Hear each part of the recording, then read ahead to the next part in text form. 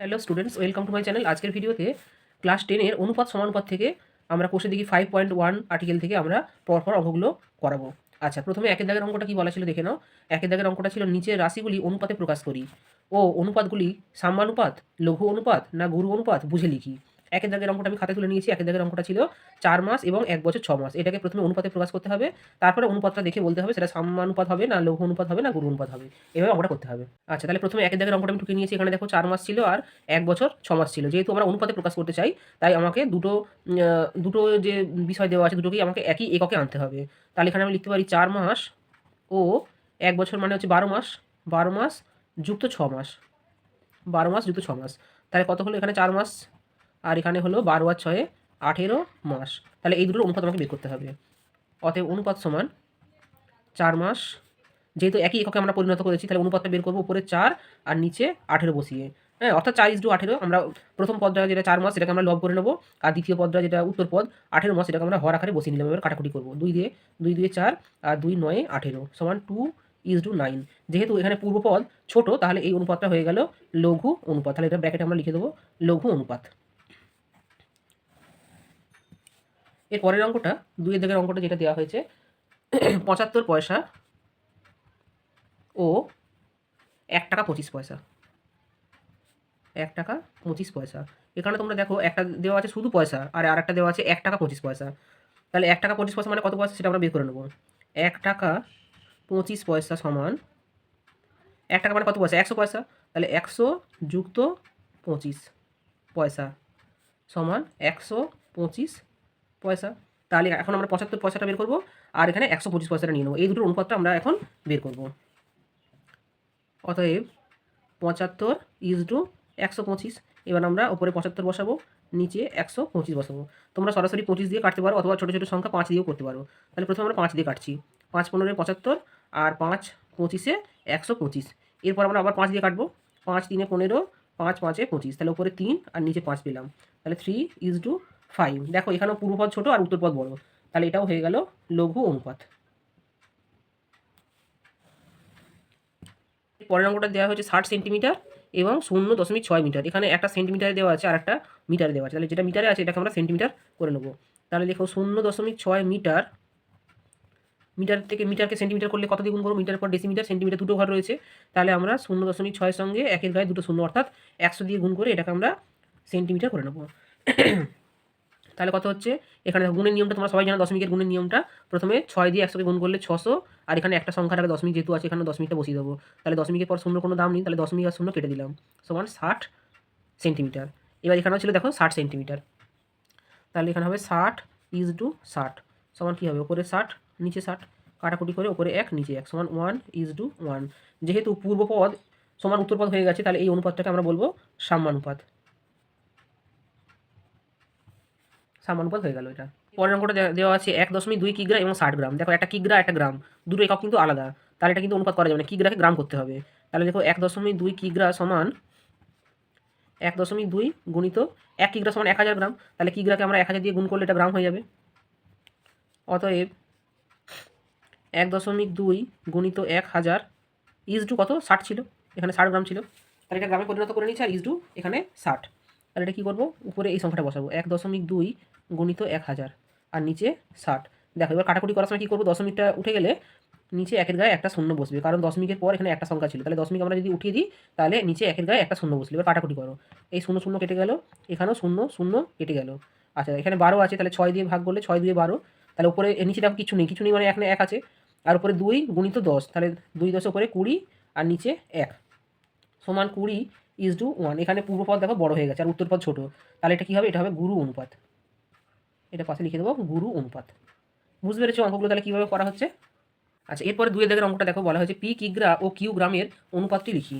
একটা কিগ্রা দেওয়া আছে, একটা গ্রাম দেওয়া আছে। তাহলে তোমরা ইতিমধ্যে শিখে গেছো যে কিগ্রা আর গ্রামের অনুপাত করা যাবে না, কিগ্রাকে গ্রাম করতে হবে। তাহলে এখানে লিখবো পি কিগ্রা সমান পি গুণিত 1000, কারণ 1 কিগ্রা সমান 1000 গ্রাম। তাহলে এখানে হয়ে যাচ্ছে 1000 পি গ্রাম আর এখানে ছিল কিউ গ্রাম। তাহলে অতএব 1000 পি ইজটু কিউ। দেখো এই অনুপাতটা কিন্তু কাটাকুটি করা যাচ্ছে না, তাহলে এটাই উত্তর হয়ে যাচ্ছে। পি কিগ্রা আর কিউ গ্রামের অনুপাতটা হচ্ছে 1000 পি ইজটু কিউ। এরপরে 2 এর অঙ্কটা বলা হচ্ছে এক্স দিন ও জেড মাস এক্স দিন ও জেড মাস দেওয়া আছে, এদের মধ্যে অনুপাত নির্ণয় করা কখন সম্ভব হবে। আমি যদি তোমাদের বইটা দেখাই, প্রশ্নটা দেখো, প্রশ্নটা যেটা দেওয়া হয়েছে, এক্স দিন ও জেড মাসের মধ্যে অনুপাত নির্ণয় কখন সম্ভব হবে। একটা দিন আছে, একটা মাস আছে, তাহলে আমরা কী করে অনুপাতটা নির্ণয় করব।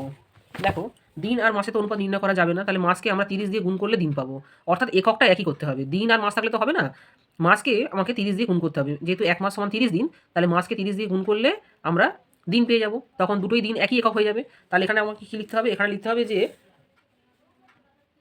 এক্স দিন ও জেড মাস এর মধ্যে অনুপাত নির্ণয় করা সম্ভব হবে, অনুপাত নির্ণয় করা সম্ভব হবে যদি দুটি একই এককে থাকে, অর্থাৎ মাসকে দিন করতে হবে অথবা দিনটাকে মাস করতে হবে, যে কোনো একটাকে চেঞ্জ করে দুটোই দিন করো অথবা দুটোই মাস করো, অর্থাৎ একই এককে আনতে হবে, তবেই আমরা অনুপাতে নির্ণয় করতে পারবো। আচ্ছা, এরপরে 3 অঙ্কটা দেখো কি বলা হয়েছে। দেখো 3 অঙ্কটা বলা হয়েছে, একটি অনুপাত ও তার ব্যস্ত অনুপাতের মিশ্র অনুপাত কী ধরনের অনুপাত হবে।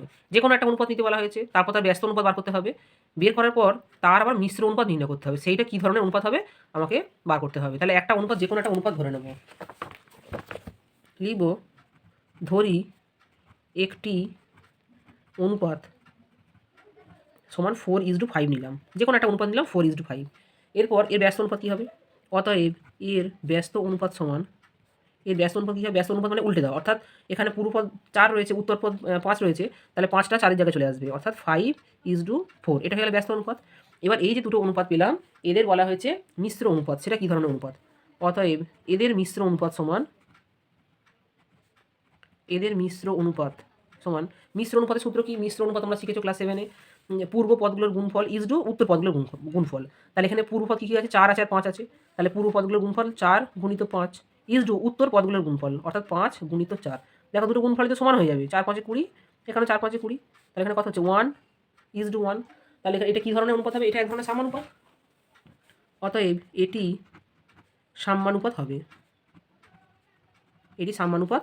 হবে, এইভাবে উদাহরণ দিয়ে যদি তোমরা করো অঙ্কটা, তাহলে নিজেরাই বুঝতে পারবে যে কী অনুপাত হবে। ঠিক আছে, এইভাবে অঙ্কটা উদাহরণ দিয়ে করবে।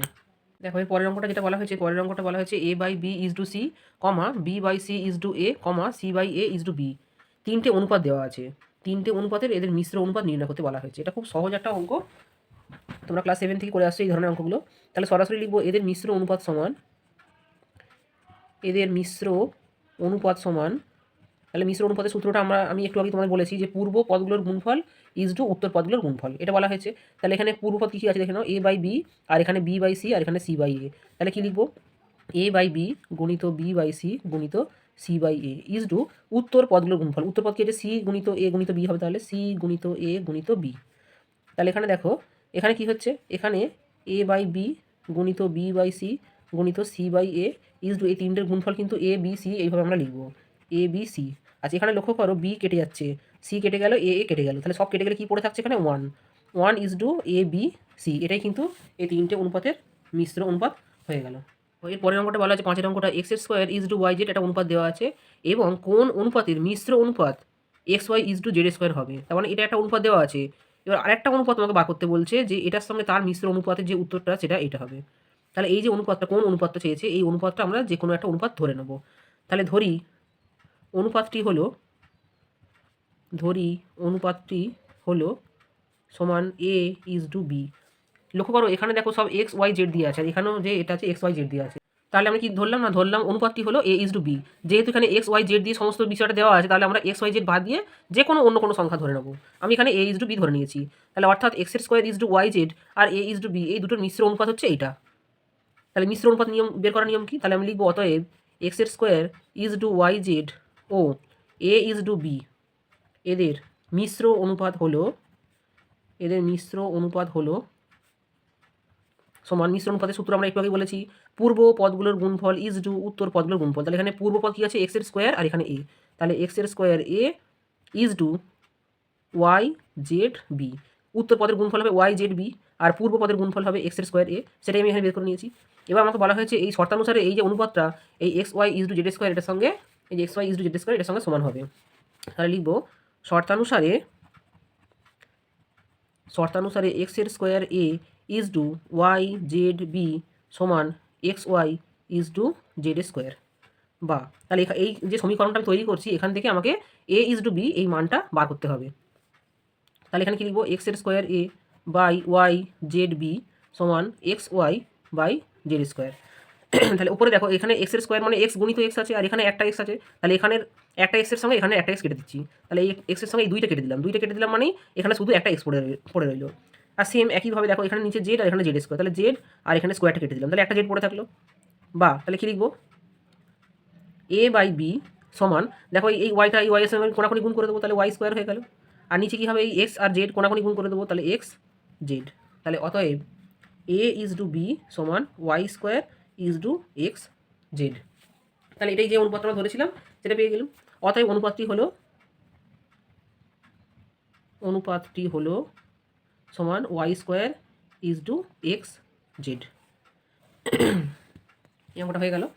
দেখো আজকে 6 নম্বর যে অঙ্কটা 2 এর দাগের, সেখানে দেওয়া হচ্ছে এক্সের square is to y z by x comma y square is to z x by y comma z square is to y x by z. 3টে অনুপাত দেওয়া আছে।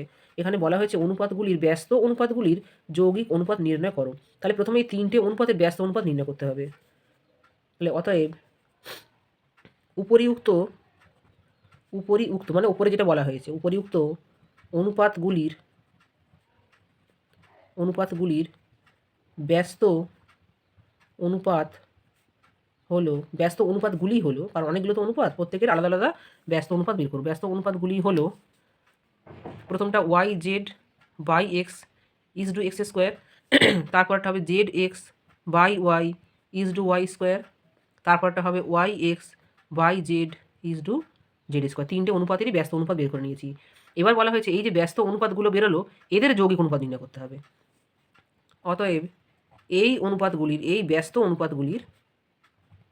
ব্যস্ত অনুপাতগুলির যৌগিক অনুপাত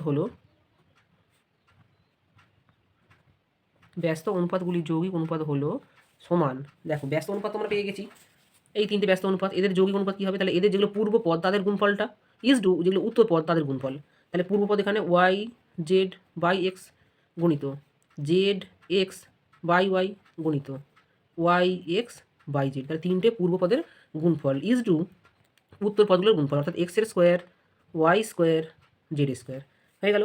সাজিয়ে নিলাম, এবার কাটাকুটি করে নেবো। দেখো এখানে ওয়াই কেটে গেল, জেড কেটে গেল, এক্স কেটে গেল, তাহলে কী পড়ে থাকলো, এক্স ওয়াই আর জেড পড়ে থাকলো। তাহলে সমান লিখবো x y z is to এক্সের square y square z square. এবার আবার উভয়কেই এক্স ওয়াই জেড দিয়ে ভাগ করে দাও, তাহলে এখানে 1 পড়ে থাকবে, আর এখানে একটা এক্স একটা ওয়াই একটা জেড। তাহলে উত্তরটা দাঁড়ালো 1 is to x y z. হয়ে গেল, অঙ্কটা এইভাবে করতে হবে। এর পরের অঙ্কটা দেখো দেওয়া হয়েছে 3 দাগেরটা বলা হচ্ছে মিশ্র বা যৌগিক অনুপাত নির্ণয় করো। আমি 1 নম্বর অঙ্কটা তুলে নিয়েছি। 1 নম্বর অঙ্কটা ছিল 4 ইজ টু 5 একটা অনুপাত, 5 ইজ টু 7 আরেকটা অনুপাত, 9 ইজ টু 11 আরেকটা অনুপাত। 3টে অনুপাতের মিশ্র অনুপাত। তাহলে লিখবো অতএব এদের মিশ্র অনুপাত সমান তোমরা ইতিমধ্যে মিশ্র অনুপাত শিখে গেছো, পূর্ব পদগুলোর গুণফল ইজ টু উত্তর পদগুলোর গুণফল, এই হলো সূত্র। তাহলে এখানে পূর্ব পদ কী আছে, 4 গুণিত 5 গুণিত 9, এই 3টে পূর্ব পদ ইজ টু উত্তর পদ কী আছে দেখো 5 গুণিত 7 গুণিত 11। তাহলে আমরা এখানে গুণটা না করে আমরা ওপর নিচে সাজিয়ে নেবো। ওপরে রাখবো 4 গুণিত 5 গুণিত 9 আর নিচে 5 গুণিত 7 গুণিত 11। এবার কাটাকুটি যদি হয় করে নেবো, তারপর আমরা গুণটা করবো। দেখো এখানে 5 5 আমরা কাটতে পারছি, 5 5 কাটার পর এখানে পড়ে থাকছে 4 9 36, আর তো কাটাকুটি হচ্ছে না, তাহলে 4 9 36 আর 7 11 77। তাহলে মিশ্রণ অনুপাতটা হয়ে গেল 36 ইজ টু 77। এইভাবে অঙ্কটা করতে হবে। এরপরে 2 এর দাগের অঙ্কটা কী বলেছে দেখা যাক। 2 এর দাগের অঙ্কটা দেওয়া হয়েছে প্রথমে এক্স প্লাস ওয়াই, তারপরে is to x minus y, এইটা একটা অনুপাত দেওয়া হয়েছে কমা, তারপরে এক্সের square plus y square is to x plus y এর হোল স্কোয়ার, এইটা আরেকটা অনুপাত দেওয়া হয়েছে। এবং শেষ অনুপাতটা দেওয়া হয়েছে এক্সের স্কোয়ার মাইনাস ওয়াই স্কোয়ার, তার আবার একটা হোল স্কোয়ার আছে is to x to the power 4 minus y to the power 4। এই অঙ্কটা অনেক সময় মাধ্যমিক পরীক্ষায় আসে, এই অঙ্কটা খুব ইম্পর্টেন্ট এবং একটু বড়ও হবে অঙ্কটা, খুব সাবধানে বুঝে করতে হবে অঙ্কটা। আচ্ছা দেখো, আচ্ছা 3টে অনুপাত আমরা দেওয়া আছে, তাহলে এদের মিশ্র অনুপাত, অতএব এদের মিশ্র অনুপাত সমান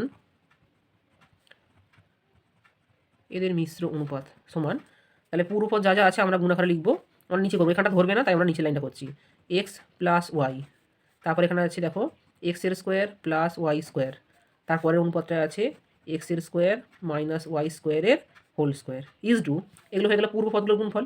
এবার ইজ টু উত্তর পদ, এখানে আছে এক্স মাইনাস ওয়াই, এখানে আছে এক্স প্লাস ওয়াই এর হোল স্কোয়ার, আর এখানে আছে x to the power 4 minus y to the power 4 আর একটা অনুপাত।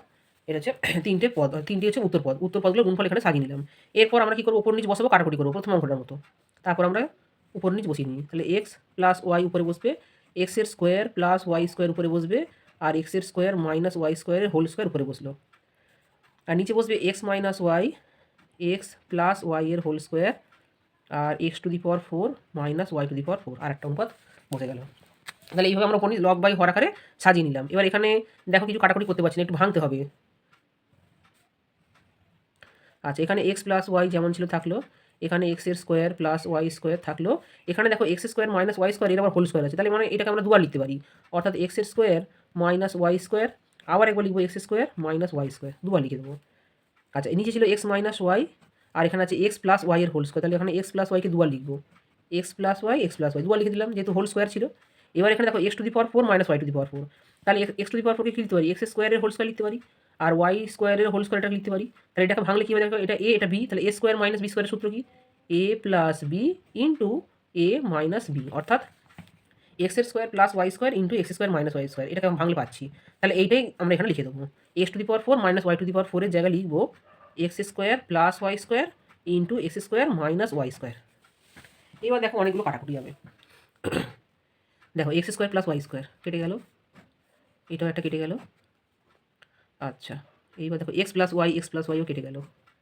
আচ্ছা, এবার দেখো উপরে পড়ে আছে x square minus y square, এটাকে ভেঙে লিখবো x plus y into x minus y, আর এখানে নিচেও আছে এক্স মাইনাস ওয়াই আর এক্স প্লাস ওয়াই, আর কিন্তু কিছুই পড়ে নেই।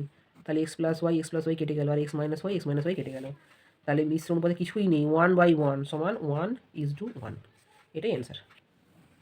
আজকের ভিডিও তাহলে এই পর্যন্ত থাকলো, এর পরের ভিডিওতে আরও অনেক অঙ্ক করানো হবে। তোমরা অবশ্যই ভালো লাগলে চ্যানেলটা সাবস্ক্রাইব করবে এবং আমার পাশে থাকবে।